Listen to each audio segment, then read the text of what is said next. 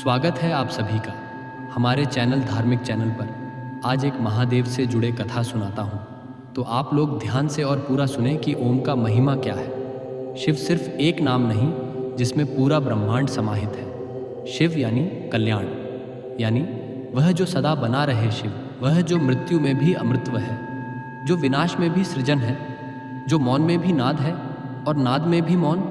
शिव नाम का जप सिर्फ उच्चारण नहीं, आत्मा की यात्रा है। जिसने इस नाम को हृदय से पुकारा, उसे संसार की कोई बाधा नहीं रोक सकती। यह नाम है उस योगी का जो कैलाश पर ध्यान मग्न है, पर हर भक्त के मन में भी धड़कता है। नमस्कार प्रिय भक्तगण, आप सभी जानते हैं कि अब तक हम निरंतर श्री राम नाम की महिमा पर आधारित भक्तिमय वीडियो प्रस्तुत करते आए हैं, परंतु आज हम लेकर आए हैं उस परम तत्व की बात जो संहार में भी करुणा है, जो भस्म से भी मोक्ष देता है, जो विरक्ति में भी परम प्रेम है। आज हम वंदना कर रहे हैं सर्वभूत हितरथम भोलेनाथ की, महादेव की, उस ईश्वर की जो त्रिलोकों के आराध्य है, जो केवल योगियों के नहीं बल्कि हर भक्त के हृदय में विराजमान है। सनातन धर्म की यही सुंदरता है कि यहाँ कोई द्वेष नहीं, कोई सीमा नहीं। राम भी हमारे हैं, शंकर भी हमारे हैं। यहाँ भक्ति में भेद नहीं, भाव ही आधार है। और जब भाव शुद्ध हो तो नाम चाहे राम हो या शिव, अंततः माल वही मोक्ष का होता है। तो आइए इस दिव्य यात्रा में हम मिलकर अनुभव करें शिव नाम की करुणा, उसका तेज और उसकी शरण। और वीडियो के अंत में आप हमें ज़रूर बताएं, क्या अगली भक्तिपूर्ण प्रस्तुति फिर से राम नाम की गूंज लेकर आए या शिव महिमा की गहराई में उतरे।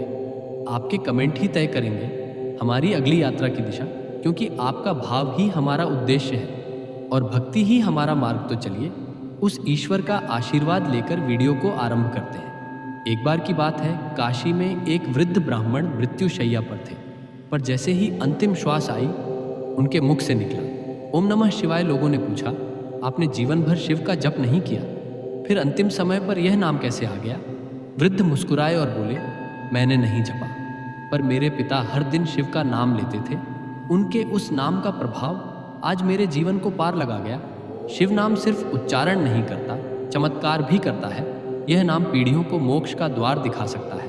ओम नमः शिवाय यह मंत्र नहीं, मंत्रों का सार है। जब यह नाम हृदय से निकलता है तो पाप नहीं टिकते, दुख नहीं रहते, केवल शांति बसती है और परम शिव स्वयं प्रकट हो जाते हैं। कभी सोचा है क्या केवल एक नाम मृत्यु को भी पराजित कर सकता है? हाँ, ऐसा हुआ है। जब एक बालक ने ओम नमः शिवाय के जप से काल को भी झुका दिया। मार्कंडेय, एक अर्षपुत्र जिसका जीवन मात्र 16 वर्षों का ही था, पर वह हर दिन हर पल केवल एक ही नाम का जप करता, ओम नमः शिवाय, ओम नमः शिवाय।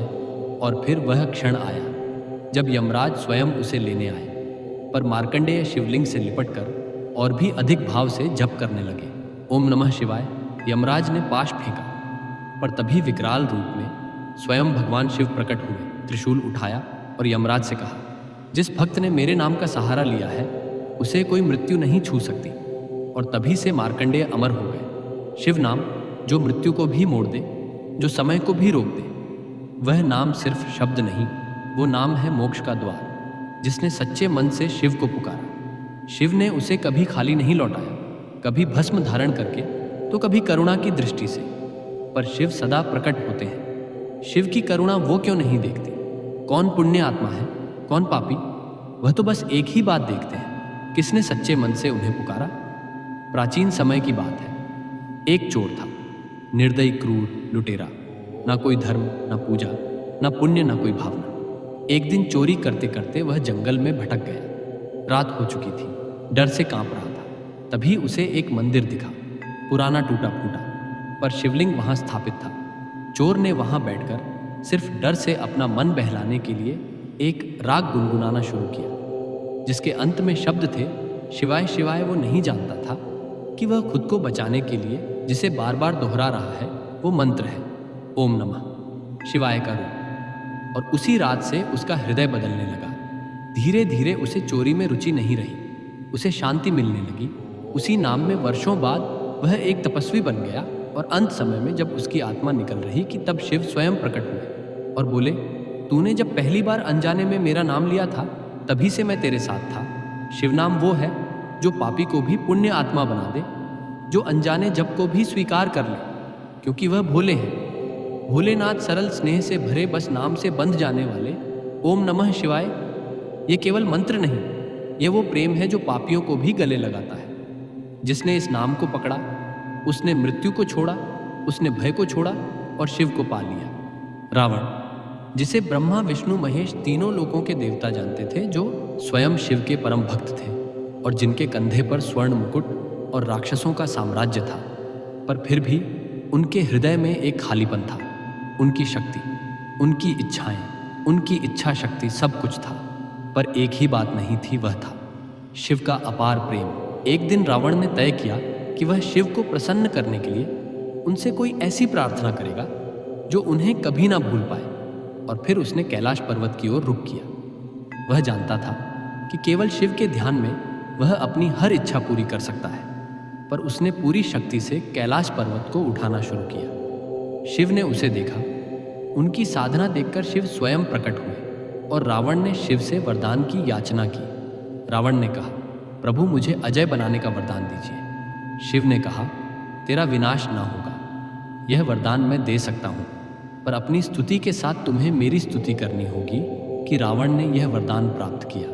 लेकिन उसके साथ एक और वरदान भी मिला, शिव तांडव स्तोत्र का स्वरूप। रावण ने अपनी जिह्वा से जो शिव तांडव स्तोत्र रचा, वह सिर्फ कोई स्तोत्र नहीं, वह शिव के स्वरूप का रचनात्मक आदान प्रदान था। यह एक ऐसी स्तुति थी जो शक्तिशाली राक्षस रावण को भी दिव्य बना देती थी। शिव तांडव स्तोत्र यह सिर्फ एक गीत नहीं, यह वह स्तुति है जो राक्षस से देवता बनने की प्रक्रिया को प्रकट करती है। क्योंकि जब एक रावण, एक दुष्ट इतना भक्ति से भर सकता है, तो हम जैसे साधारण जीवों के लिए कभी भी शिव का नाम लेना एक पवित्र यात्रा बन सकती है। अब मैं आपको शिव पुराण में वर्णित एक अत्यंत प्रसिद्ध और भावनात्मक कथा सुनाता हूँ, गजासुर मोक्ष की कथा, जो न केवल शिव की महिमा को दर्शाती है, बल्कि उनकी करुणा, कृपा और अपार भक्ति के प्रतिफल की अद्भुत मिसाल है। शिव पुराण के अनुसार बहुत प्राचीन काल में एक राक्षस था, गजासुर। उसका शरीर विशाल था, मस्तक हाथी के समान था और उसका तेज तीनों लोकों को हिला देने वाला। लेकिन वह केवल बलशाली नहीं था, वह शिव का परम भक्त भी था। हर दिन वह घने जंगलों में जाकर शिवलिंग की पूजा करता, अपने शरीर की तपन से शिव को प्रसन्न करने का प्रयास करता। उसकी भक्ति इतनी गहन थी कि देवता भी चकित थे। कैसे कोई राक्षस इतने प्रेम से शिव का भजन कर सकता है? गजासुर का तप कठोर था, परंतु उसका हृदय भावनाओं से भरा था। अंततः भोलेनाथ उसके समक्ष प्रकट हुए, त्रिनेत्र से प्रेम झलकता था। उन्होंने कहा, वत्स, मैं तुम्हारी भक्ति से प्रसन्न हूँ, वरदान मांगो। गजासुर ने हाथ जोड़कर प्रार्थना की, प्रभु, जब मेरा अंत समय आए तो आप स्वयं मुझे मोक्ष प्रदान करने आए। शिव मुस्कुराए। तथास्तु समय बीता और गजासुर की शक्ति से देवता घबराने लगे। उसकी शक्ति नियंत्रण से बाहर हो रही थी। शिव जानते थे अब समय है वचन निभाने का, तो उन्होंने अविनाशी रूप धारण किया और गजासुर से युद्ध किया। भयंकर संग्राम हुआ, गगन कांप उठा, पृथ्वी हिल गई, परंतु अंत में गजासुर शिव के चरणों में गिर पड़ा। उसने कहा, आपने मेरी प्रार्थना सुन ली, प्रभु, अब मुझे मोक्ष दे। और शिव ने अपने त्रिशूल से उसे मुक्ति दी और उसे दिव्य लोक में स्थान दिया। गजासुर का सिर, जो हाथी के आकार का था, वहीं बाद में भगवान गणेश के सिर के रूप में पूरे ब्रह्मांड में पूजित हुआ। शिव कोई जाति नहीं देखते, न शरीर का स्वरूप, उन्हें केवल भक्ति का रूप दिखता है। गजासुर राक्षस था, पर उसकी भक्ति ने उसे अमर कर दिया। जो एक बार शिव के चरणों में समर्पित हो जाए, उसका अंत नहीं, केवल मोक्ष होता है। अब हम शिव पुराण में वर्णित एक और अद्भुत, रहस्यमयी और भावपूर्ण कथा की ओर बढ़ते हैं। सुदर्शन चक्र की उत्पत्ति। यह कथा केवल एक अस्त्र की नहीं, बल्कि ईश्वर की इच्छा, भक्त की आस्था और शिव की कृपा का जीवंत प्रमाण। शिव पुराण के अनुसार प्राचीन समय में असुरों का आतंक इतना बढ़ गया था कि देवता भी पराजित हो चुके थे। इंद्र, अग्निवरुण, यम सबने हार मान ली थी। तब सबकी आशा एक ही स्थान पर थी, भगवान विष्णु। परंतु जब विष्णु युद्ध के लिए आगे बढ़े तो उन्हें अनुभव हुआ कि उनके पास ऐसा कोई अस्त्र नहीं जो इन असुरों की अमोघ शक्ति का सामना कर सके। तब स्वयं भगवान विष्णु चले गए हिमालय की गुफाओं में, जहां उन्होंने वर्षों तक महादेव शिव का कठोर तप किया। कोई वाद्य नहीं, कोई आह्वान नहीं, सिर्फ एक ही शब्द, ओम नमः शिवाय। शिव प्रसन्न हुए। उन्होंने पूछा, वत्स, क्या चाहिए तुम्हें? विष्णु ने हाथ जोड़कर कहा, प्रभु, मैं धर्म की रक्षा करना चाहता हूं, पर मेरे पास वह अस्त्र नहीं जो अधर्म का नाश कर सके। शिव मुस्कुराए और अपनी जटाओं से एक तेज पुंज निकाला, जिससे उत्पन्न हुआ चक्र जैसा प्रकाशमय अस्त्र। कहा, इसे लो विष्णु, यह चक्र सुदर्शन कहलाएगा। यह अधर्म के विरुद्ध न्याय का प्रतीक है। यह चक्र केवल तुम्हारा नहीं, हर उस आत्मा का रक्षक है जो धर्म के मार्ग पर अडिग है। भगवान विष्णु ने सिर झुकाया और उस दिन से ना सुदर्शन चक्र बना। भगवान विष्णु का सबसे प्रिय और अद्वितीय अस्त्र शिव केवल संहार के देवता नहीं, वो सृष्टि के हर रक्षक के रक्षक है। जब धर्म भी असहाय हो जाए तो शिव स्वयं समाधान बनते। सुदर्शन चक्र केवल एक अस्त्र नहीं, वो शिव की वह दृष्टि है जो सदैव धर्म के साथ रहती है। एक बार की बात है, नारद मुनि, जो सदैव नारायण के गुणगान में लीन रहते हैं, मन ही मन सोचने लगे, मैं संपूर्ण लोकों में विचरण करता हूँ। देवताओं, ऋषियों और सिद्धों में मेरी प्रतिष्ठा सबसे ऊंची है। क्या शिव भी मेरी भक्ति और ज्ञान से प्रभावित होंगे? उनके हृदय में एक सूक्ष्म अहंकार जन्म लेने लगा। वे कैलाश पर्वत की ओर चल पड़े, जहां भगवान शिव ध्यान में लीन थे। नारद ने वंदन किया और कहा, प्रभु, आपके चरणों में मेरा नम्र प्रणाम। मैं जानना चाहता हूँ, भक्ति में सबसे श्रेष्ठ कौन है? शिव ने मुस्कुराकर कहा, नारद, तुम स्वयं महान ज्ञानी हो, तुम ही बताओ श्रेष्ठ कौन है। नारद बोले, प्रभु, मुझे लगता है मुझसे श्रेष्ठ कोई नहीं। मेरी भक्ति निरंतर है, मैं हर लोक में ईश्वर के गुण गाता हूँ। शिव मुस्कुराए, वत्स, तुम सत्य कहते हो, परंतु हर सच्चाई की एक गहराई भी होती है। चलो मैं तुम्हें किसी से मिलवाता हूँ। शिव नारद को लेकर एक गांव में पहुंचे। वहां एक गृहस्थ था, साधारण, शांत और कर्मशील। शिव बोले, देखो, इस व्यक्ति को यह दिन भर खेती करता है, परंतु अपने हर कार्य से पहले 3 बार मुझे प्रणाम करता है। उसके हर कार्य में भक्ति है, परंतु वह इसे कभी जताता नहीं। नारद को आश्चर्य हुआ। शिव ने कहा, अब मैं तुम्हें एक कार्य देता हूँ। यह कटोरा जल से भरा है, इसे पूरे कैलाश में ले जाकर आओ, बिना एक बूंद गिराए वापस आना है। नारद ने आदेश माना।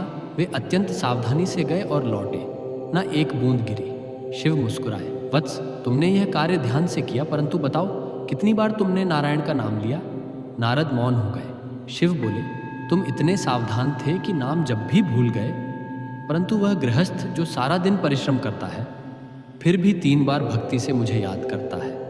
बताओ, सच्ची भक्ति किसकी है? जहाँ अभिमान आता है वहाँ ईश्वर दूर हो जाते हैं, और जहाँ समर्पण होता है वहाँ ईश्वर स्वयं आकर चरणों में बैठते हैं। शिव की लीला यही सिखाती है, भक्ति जताने की नहीं, जीने की चीज़ है। अब हम पहुँचते हैं एक ऐसी कथा पर जो न्याय, धैर्य और भक्ति का अद्भुत संगम है। शिव पुराण में वर्णित भगवान शिव और शनिदेव की कथा। यह उस समय की बात है जब देवताओं से लेकर दानवों तक सभी शनिदेव के प्रभाव से भयभीत थे। शनि की दृष्टि जहाँ पड़ती वहाँ विनाश, संघर्ष और दुख का तांडव मच जाता। यह केवल उनका प्रकोप नहीं था, बल्कि कर्मों का न्याय था। परंतु लोग समझते नहीं थे। उन्हें लगता था कि शनि केवल दुख देते हैं। एक दिन स्वयं नारद मुनि कैलाश गए और शिव से बोले, प्रभु, शनिदेव की दृष्टि से सभी भयभीत हैं, क्या कोई उपाय है जिससे वे दयालु बने? शिव शांत स्वर में बोले, शनि कोई दंड नहीं देता, वह केवल तुम्हारे कर्मों का दर्पण है। लेकिन यदि तुम्हारे भीतर श्रद्धा, संयम और शिव भक्ति हो तो शनि भी तुम्हारे रक्षक बन जाते हैं। नारद बोले, प्रभु, क्या आप शनि को अपना भक्त बना सकते हैं? शिव मुस्कुराए और ध्यान किया। कुछ ही क्षणों में शनिदेव प्रकट हो गए। शनि ने शिव को नमन किया। प्रभु, मुझे बुलाया आपने? शिव बोले, वत्स, तुम धर्म के प्रहरी हो, परंतु तुम्हारे नाम से लोग भयभीत रहते हैं। क्या तुम मेरे भक्तों के लिए थोड़ा कोमल नहीं हो सकते? क्षण झुके प्रभु, आपकी आज्ञा सर्वोपरि है। जो आपका सच्चा भक्त होगा, जिसके कर्म शुद्ध होंगे, उस पर मेरी दृष्टि भी रक्षक की तरह काम करेगी। मैं उसके मार्ग की बाधाएं तो दूर करूंगा, परंतु उसे सही मार्ग दिखाने के लिए थोड़ा झटका देना कभी कभी आवश्यक होगा। शिव और शनि का यह संवाद बताता है कि यदि तुम शिव के शरण में हो तो तुम्हारे कर्म चाहे जैसे भी हो, शनि तुम्हें सिखाएंगे, तोड़ेंगे नहीं। और यदि तुमने अपने कर्मों को सुधार लिया तो शनि वही बन जाते हैं जो तुम्हारे जीवन की सबसे बड़ी परीक्षा को आशीर्वाद में बदल दे। शिव नाम के जप से एक साधारण मनुष्य को क्या लाभ होता है, इसका महत्व क्या है और क्यों हर युग में शिव नाम ही शरण है। शिव की लीला अपार है, उनकी महिमा अनंत है और उनका नाम अविनाशी अमृत शिव कोई बाहरी सत्ता नहीं, बल्कि हमारे भीतर की चेतना है, जो हर बार हमें अंधकार से प्रकाश की ओर ले जाती है। जब एक साधारण मनुष्य अपने हृदय से ओम नमः शिवाय का जप करता है तो वह अपनी आत्मा से जुड़ता है। उसके भीतर की क्रोध, लोभ, मोह और भय की परतें गलने लगती हैं। शिव नाम का जाप केवल संकट से मुक्ति नहीं देता, बल्कि बुद्धि को शुद्ध करता है, हृदय को निर्मल करता है, कर्मों को संस्कारित करता है। जो कभी जीवन में हार गया हो, शिव का नाम उसे फिर से खड़ा कर देता है। जो भटक गया हो, शिव नाम उसका मार्गदर्शन बन जाता है। जो अकेला है, उसे शिव की भक्ति में पूर्णता और अपार शांति प्राप्त होती है। ओम नमः शिवाय यह केवल 5 अक्षरों का मंत्र नहीं, बल्कि पंच महाभूतों का संतुलन है। शरीर और आत्मा को एक कर देने वाली दिव्य ध्वनि है।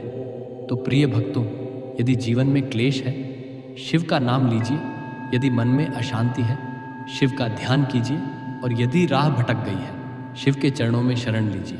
क्योंकि जब तक मन में ओम नमः शिवाय की गूंज है, तब तक कोई संकट, कोई दुख आपके भीतर की शांति को छू नहीं सकता। शिव सब में है और सब कुछ शिव में है। यदि आपको आज की यह कथा और शिव महिमा पसंद आई हो तो कमेंट में लिखें ओम नमः शिवाय और बताइए कि अगली भक्ति कथा किस पर होनी चाहिए, शिव महिमा या राम नाम की महिमा। आपके कमेंट से हमें अगली भक्ति यात्रा की दिशा मिलेगी। और ऐसी ही ज्ञान की जानकारी के लिए हमारे चैनल को सब्सक्राइब जरूर करें। हर हर महादेव, जय भोलेनाथ। ओम नमः शिवाय। यूएम।